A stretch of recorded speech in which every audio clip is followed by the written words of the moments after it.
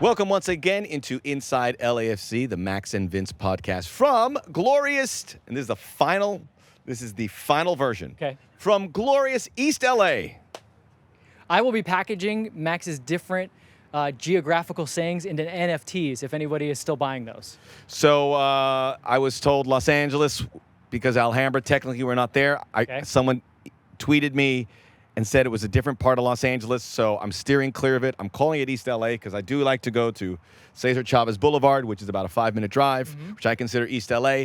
That's where I go to the Azteca Tortilleria from time to time to have a nice lunch. So East LA it is. Do we have to go to like City Hall and look at the plans and see where the city lines are falling? I feel like this is a dispute. That's it. This is final. Judge, jury, and hangman, as they used to say, now say executioner, which is a little bit harsh. That's hard. That is hard. So it is. You know I'm being serious. Welcome in. Again, nothing dull about this club. Everything is magnified with the arrival of these players, and we'll talk about that, and we'll talk about the victory Sporting Kansas City, the 6th road win of the season, which we found out is more than the last 2 years combined for LAFC. Correct. More than 2020 and 2021 combined. Which were tough seasons, but 6. And look, we still have a lot of road games. Yeah. It bodes more road games. It bodes well for that chase for the Shield. Certainly does. LAFC with a little bit of a cushion now in the Shield, and Gareth Bale off and running, obviously, not to bury the lead here with a goal. We'll talk a lot about Gareth Bale because, to be perfectly honest, it is as interesting as anything we have ever talked about on this podcast. And so deep down, and I know some people that listen to us or watch us feel this way. So like when Giorgio came, I'm Italian, he's Italian.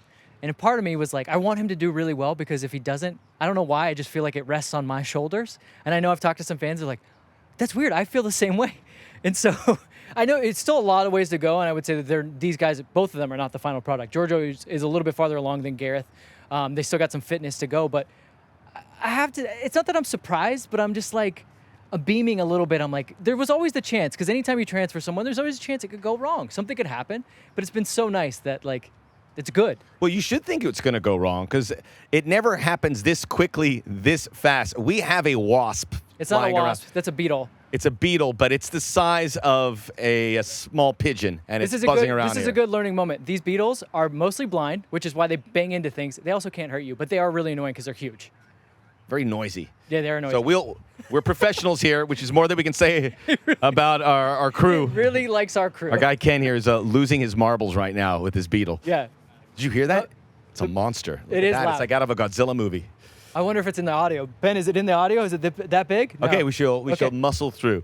Because we're professionals. We're going to power through with this beetle that can't hurt us. But speaking of never a dull minute, this crazy Luis Suarez story breaking out everywhere. I mean, and people jumping, and it still plugs into MLS and LAFC. It's incredible.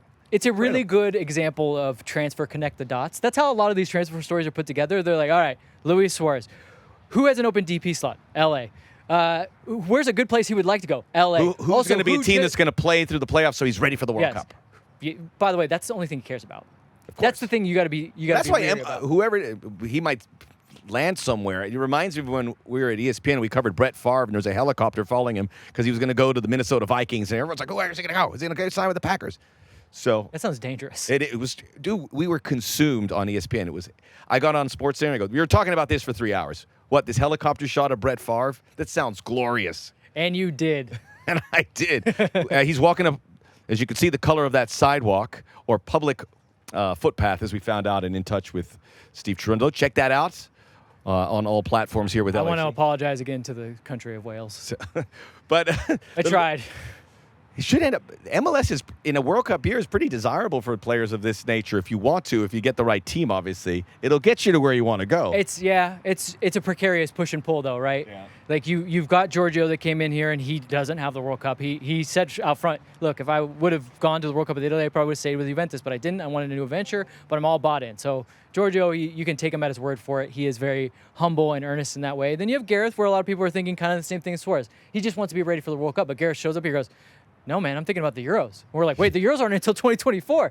So he's definitely bought in. But you think, and I don't want to put words into Luis's mouth, but he has said, and he has specifically picked his destinations, River Plate being one of them. He was going to go to River Plate. And his original club, Nacional, which I couldn't see ever happening, and be a teammate of Pancho Ginella. Right. And Nacional is in the Copa Sudamericana. So, yeah. But They have their is River- quarterfinals in a week, and then they'll see if they can progress. River has no other competition River's in out. Argentina. And so, but that's why Luis said specifically, I cannot play for that club because I need to be ready for the But World that's Cup. crazy because it could be 2 more games for River. Yeah. Probably would have been based on where they were at. Yeah. As they Luis says with confidence, he's thinking, Lost to yeah, Vélez Sarsfield. it's not going to be 2 more games if I'm playing in those 2 more games. Or it could have been a final, which would have been great for Luis Suarez, but how are you to know? Right. So it's just really interesting. But dealing with the here and now with LAFC, and by the way, we had Giorgio Chiellini. We'll have Gareth Bale on this podcast. We're really excited to have Maxime Crepeau, I think for the second time. Second time. One of the And first guests this season. A lot to talk about what's happening on that side of the park.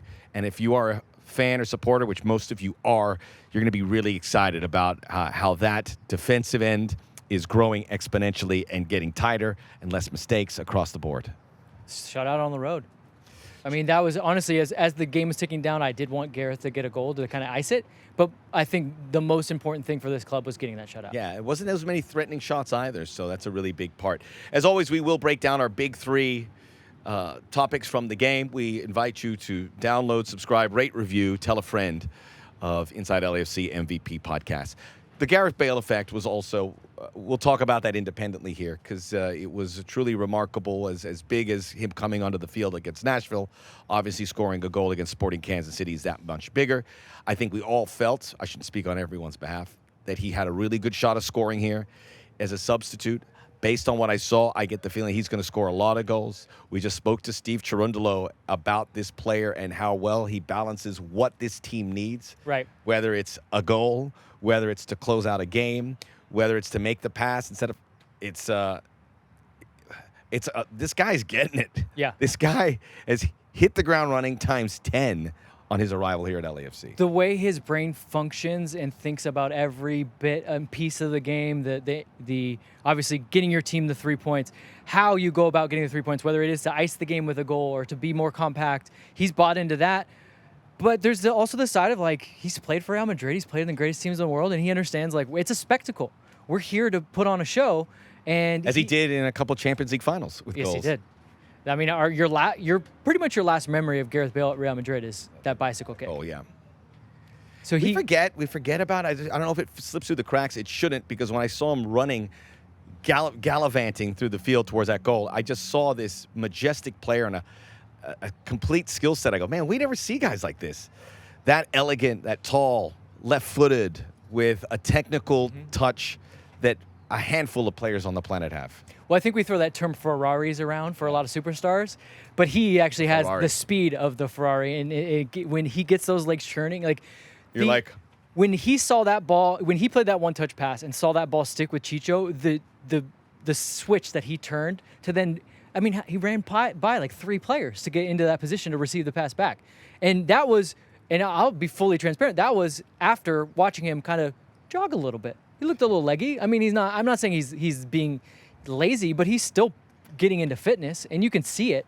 But man, when he had to turn it on in that sharpest moment there, and then obviously to run on to the chance that he eventually didn't finish, those 2 moments were like, oh wow, when he's fully fit, you're going to see 5, 6 of those moments in a game, and no one can touch him. and he's going to get there. The standard for this sport's players of fitness is so demanding, as you always see where these guys run. They always do it in kilometers, 8 kilometers, 10 kilometers a game. Mm-hmm. It's real, depending on the position. It's as demanding as almost any sport.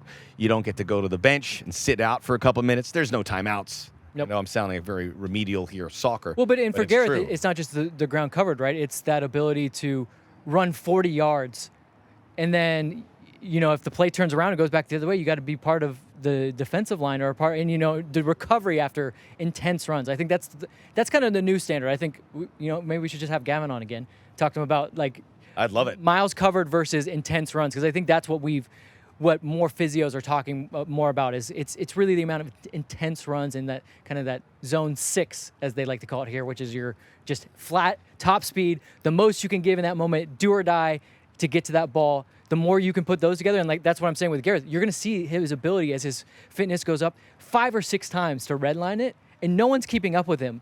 If he does that 5 or 6 times, he's scoring at least 2 goals. Yeah. I think he's going to, no pressure, but double-digit goals, I think, comfortably. He scored a goal in, 36, 7 minutes of play. And Zone 6, print the shirts. Print the I shirts. like that. It's You're like DEFCON 5. I think we might get Zone 6. We might give a lot of like guys out there PTSD. They're like, oh no, I don't no wanna Zone do- 6. No. How about a nice Zone 4, and we call it a day at 11:30 a.m. I would love for you and I to get out there. We'll run at our flat line. We'll call what our Zone 6 is, and then see how it compares to like their Zone 4. I bet You guys want to see that? I bet I'm sure. you they I'm do. sure they do. It's They like to see us in good laugh. pain. They'll see. We will be in pain, and we'll do that for you. That's the sacrifice we make here in glorious East Los Angeles, and just the impact that Gareth Bale after the goal had. And I also asked this to Steve, and it was loud in there. Sporting Kansas City fans undoubtedly had a reaction. Mm-hmm. I want to say call it a cheer, but a ooh or something after that they saw something special. Social media again, Gareth Bale trending after a few minutes. That is again a fantasy in this league. You have to go back to the few guys. Obviously, Zlatan and David Beckham are two that had that effect. But this Gareth Bale mystery as well, and the fact that he is closer to his prime than those other two, and getting ready for a World Cup, changes it for so much why this is such a big story here and abroad. Yeah, I think it's a building block, right? It's the first step. I think, like you pointed out, we had a lot of that with Zlatan, but he was not able to will his teams to that next level. And I think what has to happen is not only do we I get always those- forget to mention Thierry Henry, but I want to mention him in two. And he had Thierry a Henry. really good run in here as a guy did. who like Bale, joined the team and got into it quickly Right. and felt like he was part of that club real soon. Yes, probably the closest to putting the full package together. Because I think that's where, if it just ends at fans saying, hey, we just want to see him for the time being, and we'll make sure we go to that game because maybe we might see something special, that gets you so much. But I think the perception of MLS still needs a little bit of work. So if he not only is that, you got to be there, you got to buy the ticket, even if it's against your team, that's great. But then he puts it together and he drags them through the playoff, or not drags them, but he helps them through the playoffs. And he's really bought in. And it becomes where, yes, he's a superstar and he always will be, but it's part of a cohesive team around him. That's where MLS is at the next level. That's where we stop talking about, retirement league. That's when we're talking about, no, these guys are actually functioning within the team and they get it from all levels. They do it both on and off the pitch. That's the next step in the progression. After the game, he was asked about his moment, and he goes, it was great to score a goal. It's great that it helped the team win it. And he said that repeatedly. And he never once brought up, should have had two. Right? Which he probably is thinking about, Yeah. but he never said it. He goes, as long as we get the 3 points. And I was like sitting there because Giorgio and Gareth surprised me about talking about the Heat the previous week and so upfront about how difficult it was to play there. This kind of surprised me. I was waiting for him to say it, and he never did. Right. And he kept repeating, we got the 3 points. That is paramount because that has been the through line for this club before all these guys arrived. It's about winning. It's about winning trophies. Yeah. And I think that goes to our surprise maybe is because of what you said earlier. He is kind of a mystery. Yeah. As things happen and you can put blame wherever you want on the Real Madrid situation. But, I mean, this was a player that, as you said, he's still in his prime. He wanted to play. Not a good situation for him at Madrid by the time it ended. So we didn't get to know a lot about him. And I can't blame him for being more reserved in that moment. But now he comes here and he's feeling a little bit more comfortable. It is refreshing to hear a star player say that. And maybe we're just not used to it. Because let's go back to that other guy. Zlatan is in that moment. He's definitely talking about the fact he missed that second goal and saying Beckham would say it too. probably, but I could already hear it in Zlatan. He's like, I entertained the people. They got what they wanted. They should have got entertained more. it. They should have got more Yeah. or something like that. And instead, Garrett's like, I got 3 points. It's great to get a goal. It's going to benefit me in the long run and my team in the long run. Isn't that something? Listen to what's being said. It makes a big difference. George, Hi, do you have Giorgio. the coffee? Later, after lunch. Ciao. I got to tell you what just happened. Giorgio Chiellini came in and blew us a kiss and said he'll have a coffee later in the lunch. Is this real? Yeah, is this real life? I don't know if I can. Is this Iowa? I can't. My emotional state is in such a place. I don't know if I can take this much longer. Oh, was for team me? security Paul said Thank that was for Vince, not me. What a wet blanket. But he happened to be sometimes here. You are. And I brought my team security Paul T-shirt here to take a photo with him. This is the treatment. Yeah, I get. by the way, get your Team Security Paul t-shirts, stickers as well. We have one on the 110 football van. We'll give one away. Oh, We'll give yeah, one let's away. give one away. I need one. There. Thank you. Yeah. Great idea. Let's get two. I'll get a- buy one. I'll buy two, and we'll give one away. You got a producer credit this week, Paul. Congrats. Always do. You're like an EP. You're off camera, above level. David Hill. David Hill. Get He's out telling of us to cut it, so we'll move on. All Let's right. move on to the game. Let's go to the top three things that stood out. All Yes. right. Chicho Arango. Chicho Arango, another goal. Man, does he score important goals. Yes. Does he? That is rarefied air. Scoring goals that are game winners, scoring goals that set it up, certainly as he did in this game. Wait, he gets he's game winner in 2 of the last 3 games, 6 goals in the last 7 games. Unbelievable. Yeah, he's not padding his stats at all. These So- are important goals. We know there is a dilemma about playing Chicho with certain players. So we took a closer look at it, you in particular, to see what Chicho's roles are and how it's supposed to look, and what is the role of a striker in this modern game? Because back in the day, it's score goals. Doesn't matter. Well- But things have changed considerably, especially with the club like this. Let's be very clear about this. What Chicho is doing is the most difficult thing in the sport and the most important 100%. thing in the sport. So anything that I'm saying here is not criticism of him. We're just trying to kind of open up the book and to help people understand why a coach might say, I want a little bit more, because the coach has to think of every single angle. So for fans, love him. I love him. He's doing great things. He's giving you a lot of joy. This does not damper any of those And things. think of LAFC in as regard. as you're building a house, and the stones, everything has to be in place, and one of them is not glued in correctly, Right. it falls apart. Right. It doesn't fall apart, but it doesn't work. Maybe you have a little flawed house. But something that you hear in this game, and a lot of coaches talk about, and because we hear it from coach after coach, it has to be a thing, right? It has to be something to be considered. How do players, when they face adversity, how do they still affect the game when they're not on their game? Now, as of right now, Chicho is on his game, unplayable, as they would say. Nothing you can do with him. He's going to score goals on you. But the law of averages says that at some point he will maybe hit a stretch where it's Goals aren't there. 2 or 3 games where he doesn't score a goal. And how is he Or goals that aren't as important in the sense that they're going to win a game. Right. And how is he important in those moments? And when you watch that first half, he was ineffective. Both pressing, wasn't holding the ball well. His passing wasn't great. But he comes out in the second half, bags his goal, passing becomes great, hold-up play is great. His pressing was a little bit better. Now, I will say, and Steve even alluded to it, that they changed his role a little bit. They saw it was not working. And that he tries to execute it Yeah. considerably high. This He is knows not- what's up. This is nothing. This is not the superstar player that only scores goals, and I'm saying he needs to do more. He wants to He's get a trying. better player. He knows. Right. I think, that this is a big part of him going from here to here. Yeah, you watch the first half, and what I watched and what I saw was a player that was trying to dictate the way that Sporting KC built up by not only putting pressure to the center backs, but also kind of covering the 6 in your cover shadow. That's something that routinely 9s are now asked to do, and so it's expected of him that he is able to do that. And it just, I don't know, for whatever reason, maybe we can talk to him and he can tell us why. I don't know how he would take it, but it's just not clicking. His angles just aren't right, or the distances he's covering, or he's cheating a little bit one way because he thinks he can pick a ball off when all of a sudden now the 6 is wide open. So it was very bad, and you could tell they changed it up and they said, maybe don't press so much, sit back, force their center backs to play. We don't think maybe they can really play that well, so let's see what happens. And it worked. I'm just saying, to help you understand, when some people level critical thoughts to him, if the goals dry up, how will he affect the game? And if he can affect the game with his passing, which we've seen he can do, that pass to Gareth Bale was an incredible movement in the counter. If he can hold up play when he's not scoring goals, then he's still valuable to this team. But every coach has to look at it and go, I can make exceptions for so many guys on the pitch, but after a while, how many exceptions do you make? Because Carlos, gets kind of a pass. But I think Carlos is still a smarter presser. And in I'll moments. stop you really quick, because most of these teams say we need 11 defenders out there. Yes. When the opponent has the ball. Yes. You want to be as close to 11 as possible. As close to 11 as possible, but you'll make certain, like I said, you'll make certain exceptions, and you'll say, Carlos, press when you need to, but stay high up on the pitch, because that helps us much more. Because if we could, look, this is why Chicho's so important. You can score a goal. Doesn't matter how much you press. You score goals. You get up 2-3-0, you're not pressing anymore. You're just sitting back and you're winning the game, right? So And LAFC hasn't experienced that. yeah, And to that's that going to point, come. But I'm just saying, now you get a exception for Carlos. If you bring Gareth in, you're probably considering he has a little bit of an exception. Then if Chicho is trying but he's not working, now you've got 3 guys that are ineffective in that role, and the balance gets thrown off. Now that's a Steve problem, like I said, not a fan problem.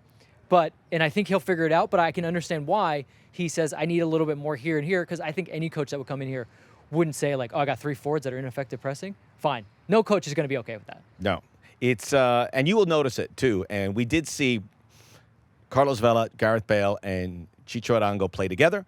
There was some inventive little spots there on how they executed it. I love that Carlos was almost slipping in the midfield a couple times to get a little more centralized to see if he had the options, and it worked.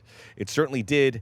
And that's something we would imagine we would see. But as we go into my second topic, and Mahala and Danny Masovsky and Brian Rodriguez is training, and hopefully we see him on Friday come into view, will be options to start and get minutes. But I know we've said this over and over again, our number 2 thing on the list. It keeps happening. But it's not only keeps happening, but it's becoming even bigger of a story that you wait for the second half, and it always comes. Mm-hmm. The goal always comes. The victory always comes.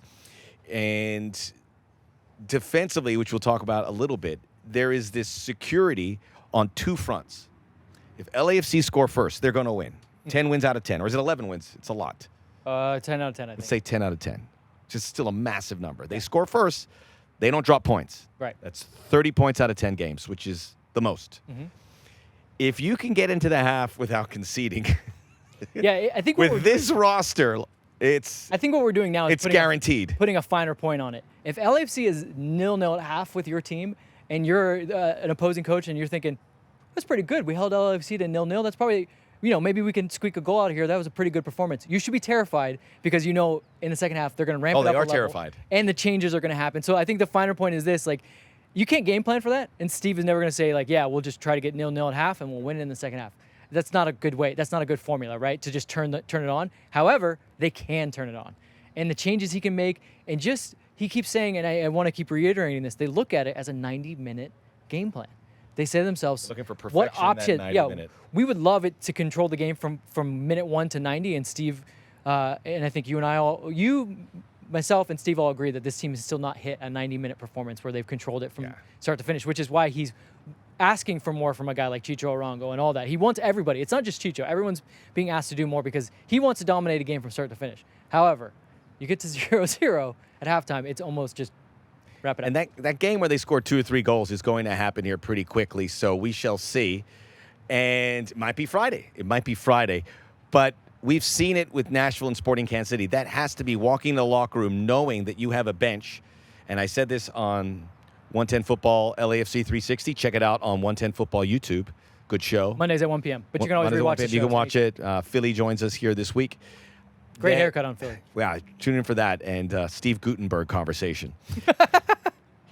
In 2022, Steve Gutenberg conversation. Sorry, this is a true story. Police Academy is like my childhood. Oh, yeah, that's like where you saw a lot of things for the first time. I actually feel like as a kid. I feel like I was cheated because I grew up and I was like, yeah, Steve Gutenberg's pretty funny. And everyone's like, eh. No, he was good. He delivered. It was good in Police Academy, but it just Cocoon? didn't work out for him. Yeah. Watch the Village People movie. I'm not telling you that again. It's not good movie, but your eyes will be like saucers going, did they actually make this? I have a feeling you will tell me that again. So I will tell it to you until you watch it. That's your Sorry, homework. I stepped on your point. So the point being, and Taylor Twellman tweeted this right before the kickoff.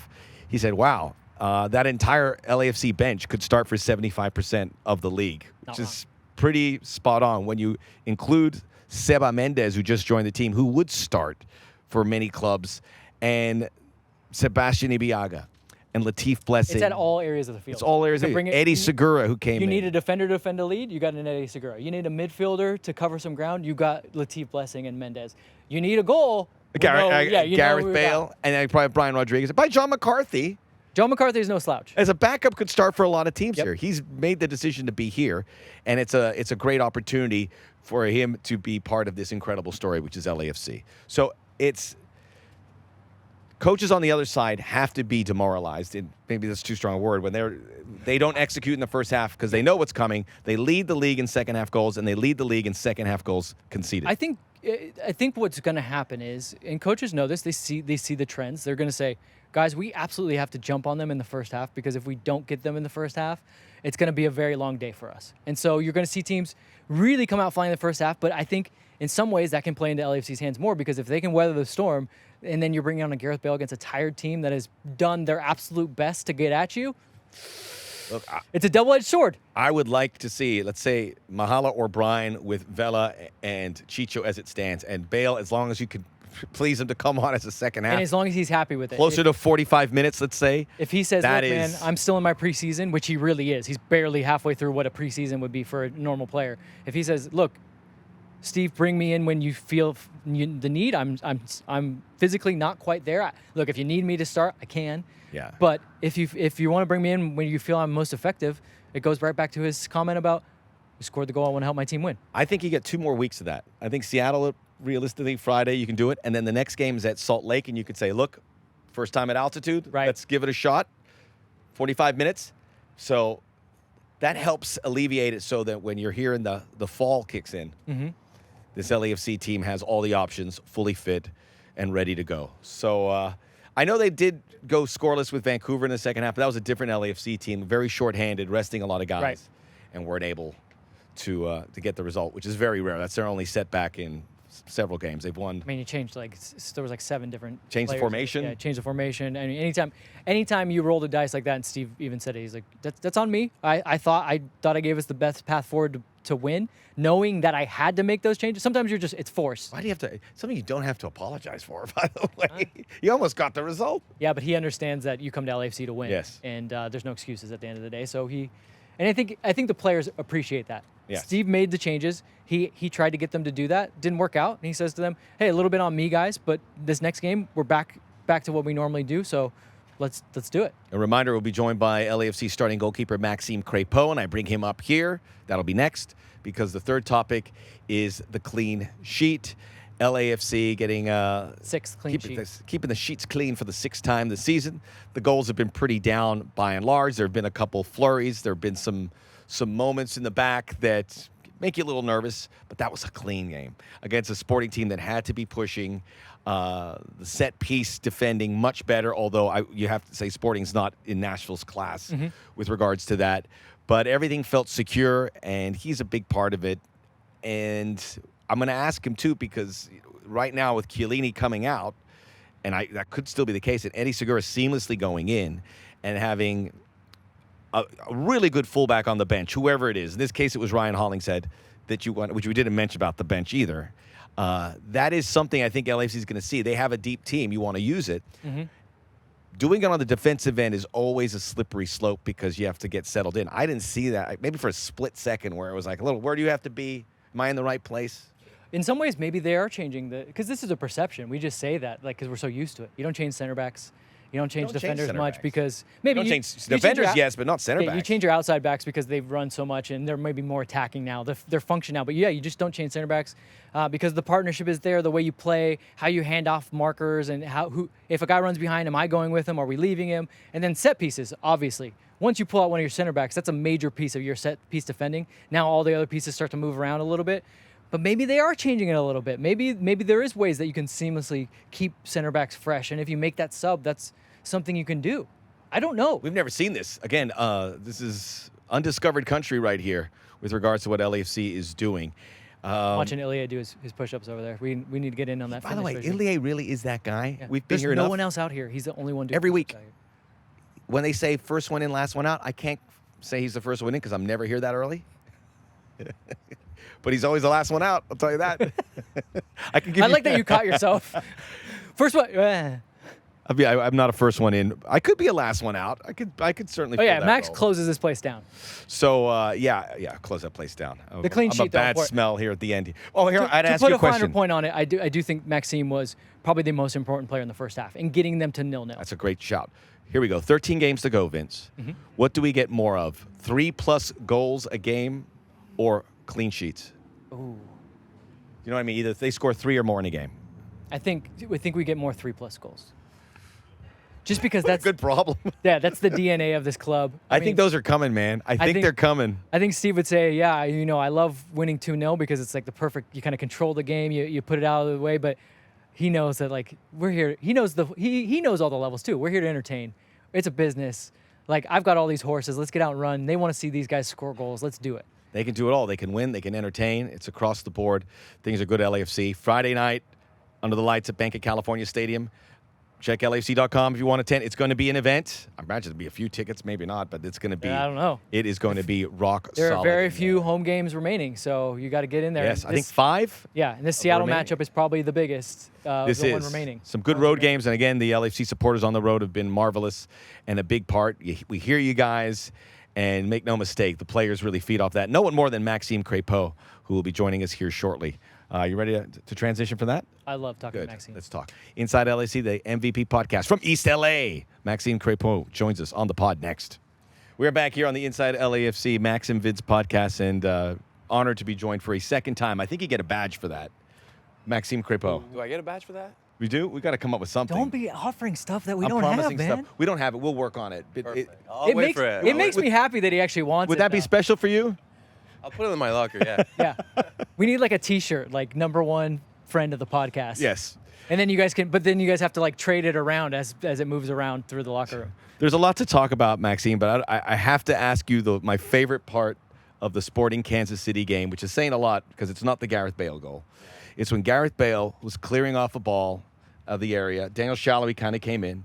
Bale goes to the ground, high-fives him. Hey, no hard feelings. You come in as if to say, no, there are hard feelings. You can't do that. You saw that? Yeah. Yes. Of course was we it saw that. Was it that message? But I loved it because you're like, Gareth didn't say it. But you're like, you can't do that. Yeah, I mean, Daniel Saloy is a great guy. Like, he's super gentle and everything, but it was a little bit from the back. Can be dangerous sometimes, from the back. So, But you were good about it. You were saying, hey, don't. Because I know he's a good guy. Yeah. So I was like, hey, but, I know you're going for the ball. I know, and et cetera. But it's from behind. He can fail. Right. It's difficult. It was a good 50-50, but from the back I don't know if it was sometimes- Gareth Bale. 50-50.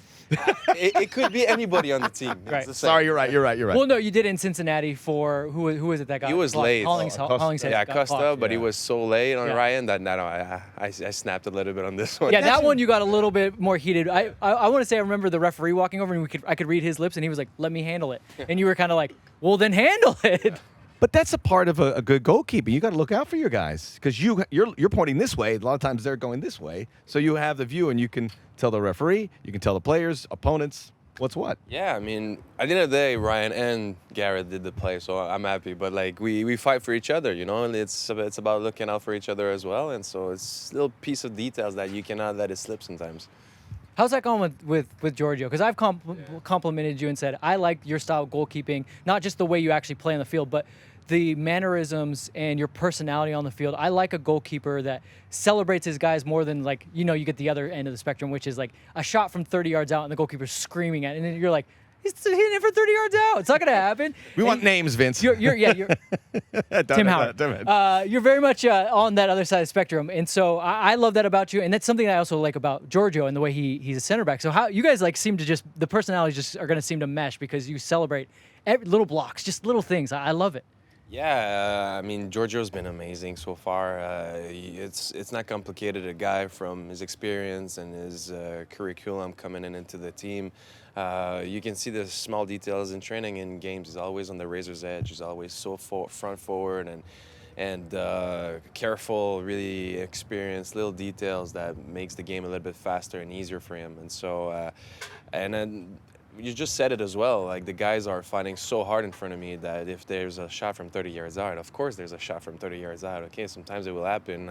There's no way to shout at them if it happens once in a while. If it's repetitively and it happens 20 times a game, now it's something different. Right. But we all worked in a common sense, all a common goal to get a clean sheet at every single game. And so the common goal is to win some games and to be good defensively and hopefully keep the 0 every time. Keeping that clean sheet, obviously, this was a big one because there was all the euphoria about what's happening with Gareth Bale and scoring in 2 goals again, which is great on the road. But getting that clean sheet, getting those under your belt, you just said it yourself. But the importance of that, what does that tell you? What does that say? How does that you share that with the defensive effort of the team on why that is key? Yeah, I mean, every clean sheet is something great for the team, not only for the goalkeeper, but for the team in general is great because it's the way we defend and it's difficult to break us down. And we are a team, a defense that doesn't allow a lot of shot either on goal. So when it does happen, it's a close, it's inside the 18, it's a little bit of chaotic or sort of a counterattack. But there you take some pride in defending and some pride of the fact that this team is difficult to beat down. Yes, they can score goals. Obviously, we're good on the offense, and when we put the gas pedal, well, we're able to really go forward and to score some goals. But in the meantime, we are good at not conceding. So it's a lot of pride within the group, and not only for goalkeepers. Yeah.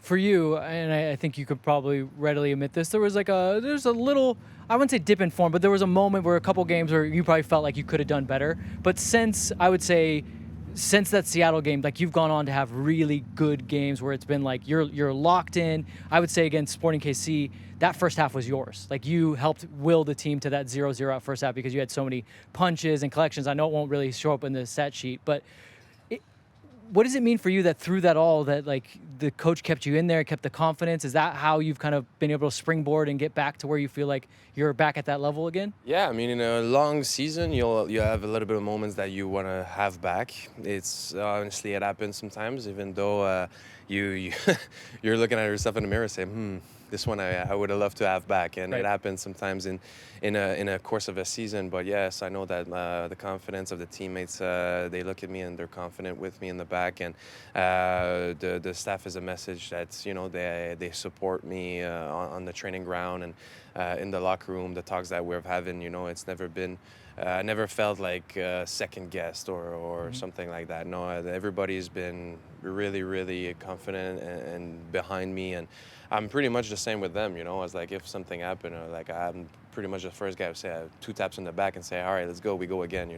But yeah, in a long-term season, there's some moments that you want back, but it happens, and so it's experience under the belt, and so.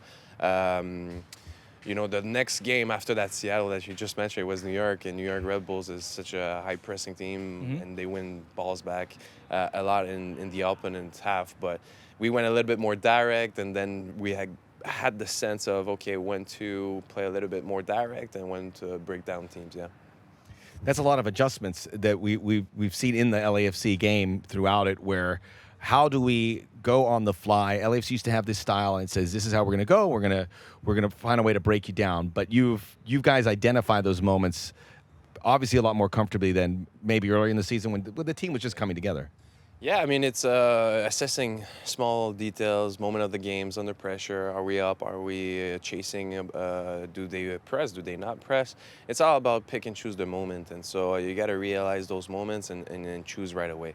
There's games that we've gone straight, a little bit more direct and more kicking into our games, which it's okay to do, especially on the road, because we know that, especially in our stadium, home, we are able to do it. But if we're up in the score and we need to manage some moment, yeah, there's no problem about closing the team and going more direct. But yes, I agree with you. It's more about finding our collective identity. Now we're past the 20-game mark, so we know how to do it.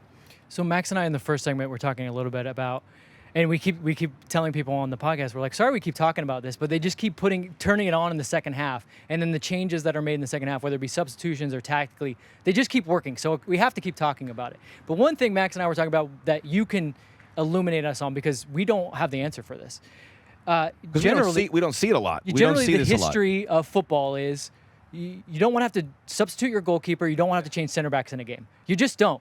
And whether it's just one of those truisms where it's like it just never happens, so you just don't do it, or there's actual science to it. But we're now seeing like you switched out a center back. 2 straight games.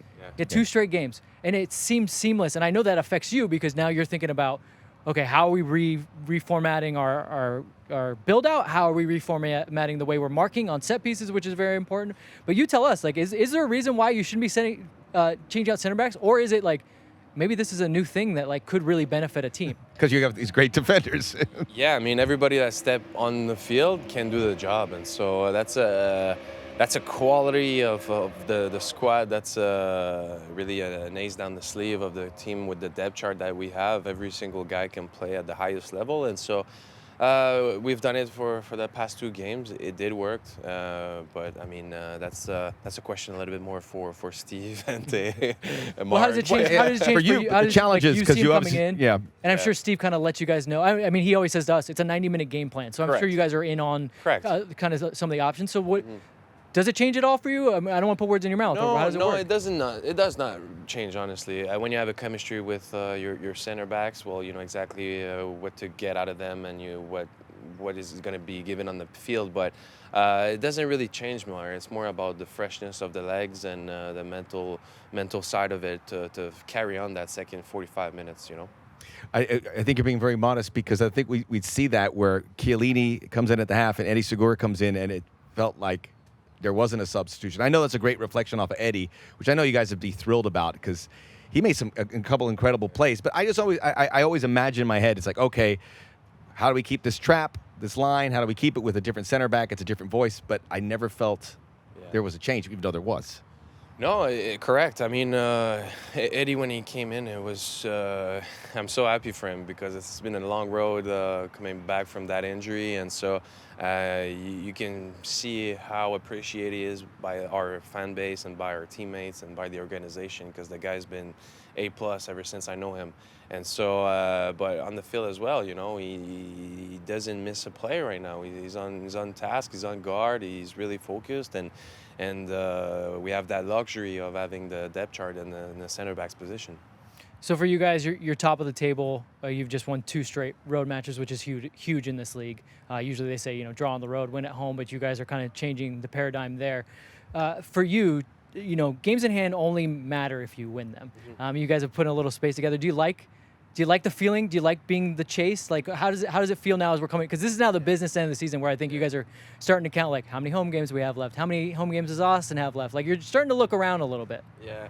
I mean, it's a good position to be in. That's the position every single team wants to be in, but it can be a position that is a little bit of a dangerous situation to be in because you cannot let your guard down. You cannot be comfortable at any time, anywhere, home or away. You want to stack points, and yes, you just mentioned it, 1 or 2 game in hand. We're at the moment 1, if I'm not mistaken, but it doesn't mean anything until game number 34. Right. That's it right now. So, but the mentality is to win every single game. That's what we're training every day, and our approach, because there's point up for grabs, home or away. We want to get to it and attack the opposition. Well, if you're stacking up shutouts and you got teams that are like, there's a target on their back, we're going to go after them. It could be a dual-edged sword for those teams, right? The more that they maybe press and try as much as they can, and like we said, if you guys can get to the second half 0-0, you guys have different horses you can bring in than what they can. Correct. I mean, game starts 0-0, it's 1 point already. So if we can get that 0, exactly, that 1 point is sure in the bank, well, obviously it's the best case scenario. But we have the tendency to run teams out in second half, that we push the tempo really high, and obviously the subs has been fantastic this year, and so that's the quality of our squad, the depth of the squad. There's no secret, there's work to put in, but in the meantime there's a lot of faces that can play in our roster. I'd have to ask you this, obviously with the new signings with Giorgio Chiellini and Gareth Bale. You're in goal. Gareth. Never heard of him. We haven't heard him because they've settled right in as teammates. You guys are all best buds around here. Yeah. Him shooting at your goal. Yeah. What is different about what you see coming off his foot that makes him Gareth Bale? How does it compare? Guys like Carlos, Gareth, are the left footers, obviously, with Mahala and everything. It's funny because in our finishing drills sometimes there's like 8 guys right-footed and 2 guys left-footed, and right now it's like half-half, 50-50. But to answer your question with Gareth, the small cues of if he's opening or closing his hips, it's really fast between the touch and finish, and there's not much cues, so he's good to hide this form. Yeah, that's great for you, huh? To see they're coming from different feet, different people, and how to identify those things. Yeah, it's a fraction of a second, and release is gone. So it's really fast, and it varies in different body shape, different types of players.